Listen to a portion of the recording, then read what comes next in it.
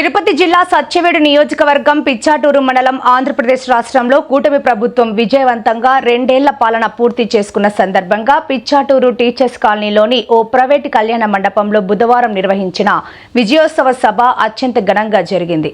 ఈ సమావేశానికి ముఖ్య అతిథులుగా హాజరైన టీడీపీ తిరుపతి జిల్లా అధ్యక్షురాలు పనపాక లక్ష్మి, నియోజకవర్గ TDP programme coordinator Kurapati Shankar రెడ్డిలు సంయుక్తంగా మాట్లాడుతూ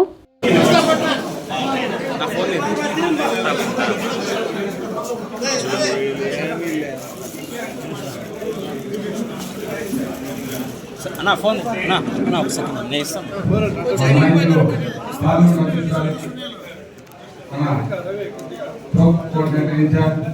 గారికి పరిశీలకులకు సన్మానం చేయడం జరుగుతుంది.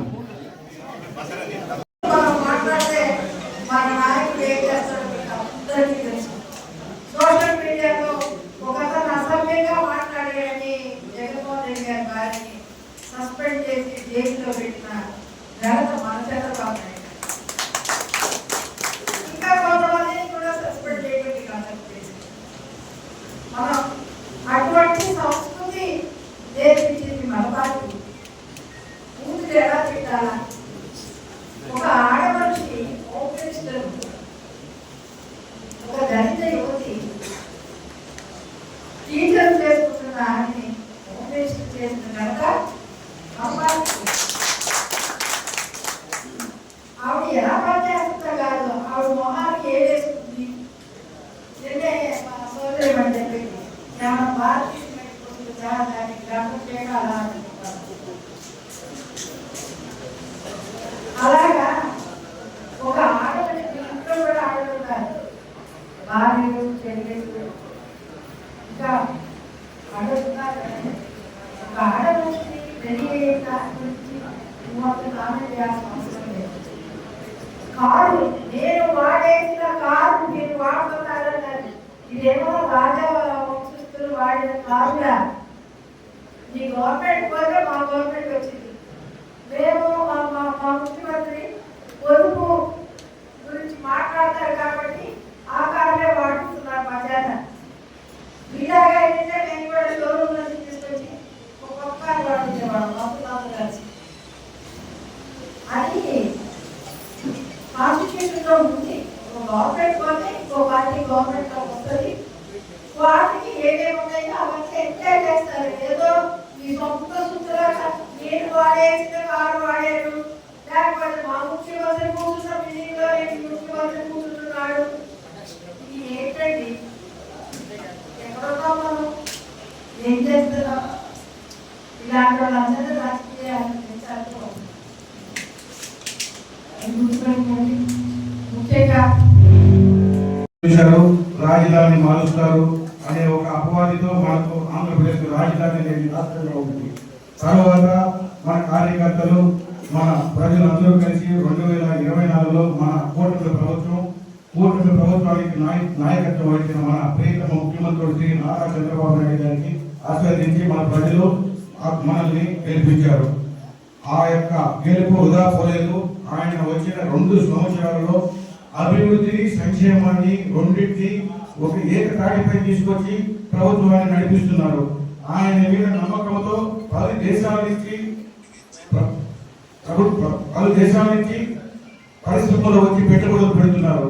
అలాగే మీరు చూశారు, మన 3 సిటీలో 88,000 ఎకరాల్లో దగ్గర 32 దేశాల ప్రతినిధులు వచ్చి పెట్టుబడులు పెట్టి మనకు దగ్గర 70 నుంచి 80,000 ఎంప్లాయీస్ సృష్టించారు. సో ఇది మన తెలుగుదేశం యొక్క అభివృద్ధికి ఒక నిదర్శనం. అలాగే మీరు చూశారు, ఎలక్షన్ లో మనకు సూపర్ 6 పథకాలు చెప్పారు.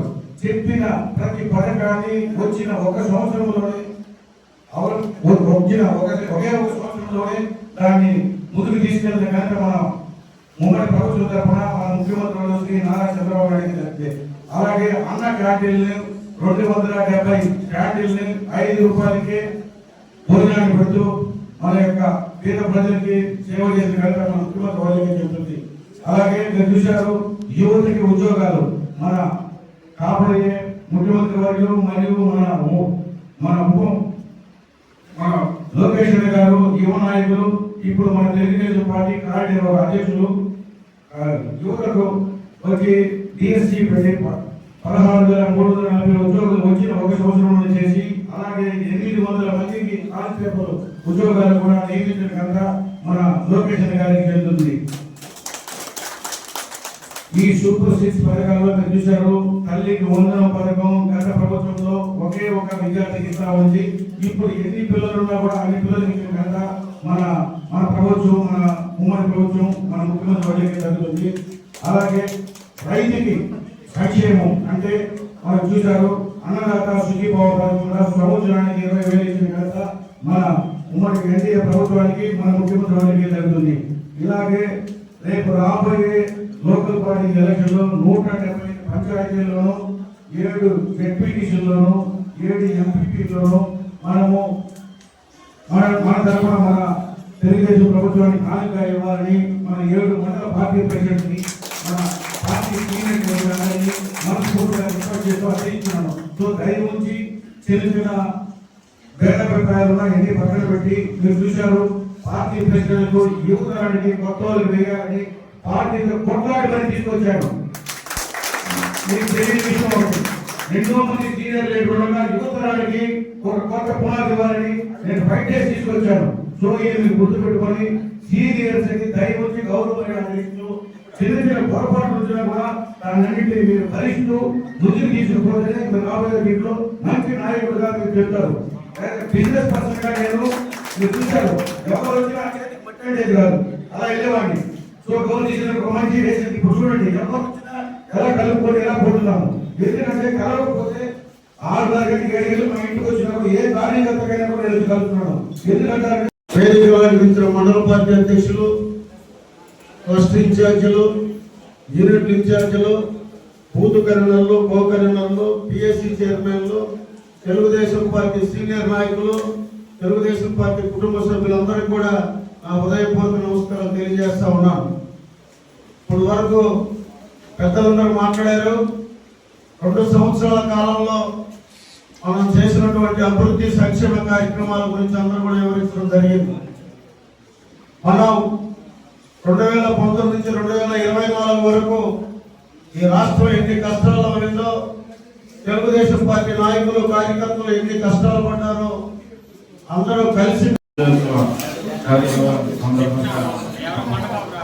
పార్టీ ప్రభుత్వ కార్యక్రమాలను మన పెన్షన్లు ఇచ్చిన దాన్ని మన అన్ని పథకాలని ప్రజలకు తీసుకుని పోయి, ప్రభుత్వ పథకాలు ప్రజలకు తీసుకుని పోయి మనం చైతన్యం చేసి బూత్ లెవెల్లో మనం స్థానిక సంస్థలు గెలుచుకునేదానికి మనం అందరూ కలిసి ఐక్యంగా గెలిపించుకోవాల్సిందిగా కోరుతున్నాం. కోఆర్డినేటర్ ఇన్ఛార్జ్ మన కోర్పాటు సెక్రటరీ జనరల్ గారి ఆధ్వర్యంలో అదేవిధంగా మన అబ్జర్వర్ మనసీధర్ గారి మరి 7 పార్టీ అధ్యక్షులు, ట్రస్ట్ ఇన్ఛార్జీలు, పిఎస్సి చైర్మన్లు, చుట్టుపక్కల చైర్మన్లు, మాజీ చైర్మన్లు, మాజీ జెడ్పీటీసీలు, ప్రజెంట్ జెడ్పీటీసీలు అందరికీ కూడా పేరు పేరున, అదేవిధంగా తెలుగుదేశం పార్టీ కుటుంబ సభ్యులందరికీ పేరు పేరున నా నమస్కారాలు తెలియపరుచుకుంటున్నాను. అక్క మన పార్లమెంట్ అధ్యక్షులు వనమాకకు వస్తున్నారు. స్వాగతం సుస్వాగతం.